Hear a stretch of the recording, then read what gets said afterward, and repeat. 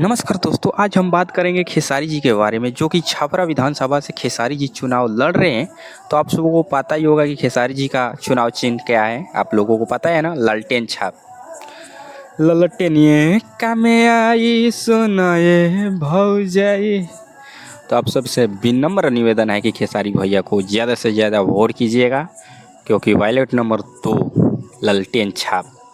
चुपचाप लालटेन छाप पर चुनाव दीजिए और खेसारी भैया को ज़्यादा से ज़्यादा वोट कीजिए, क्योंकि आप लोगों को वोट मिलेगा तो खेसारी भैया छापरा को छापरा नहीं, छापरा सीढ़ी बना देंगे। तो आप सभी से निवेदन है कि खेसारी भैया को ज़्यादा से ज़्यादा वोट कीजिए और अपने ग्रुप में, सारे ग्रुप में यही चर्चा कीजिए कि खेसारी सर को कैसे जिताना है, क्योंकि सर आएंगे तो छापरा को एक अलग बनाएंगे।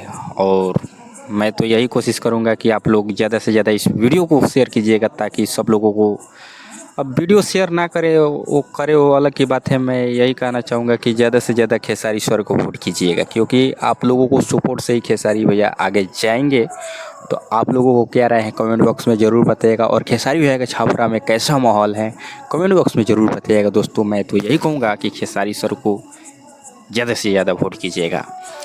तो मैं शुरू में जैसे कि कहा कि ललटेनिए कामे आई सुनाए मोर भाई, ललटेनिए कामे आई सुनाए मोर भाई।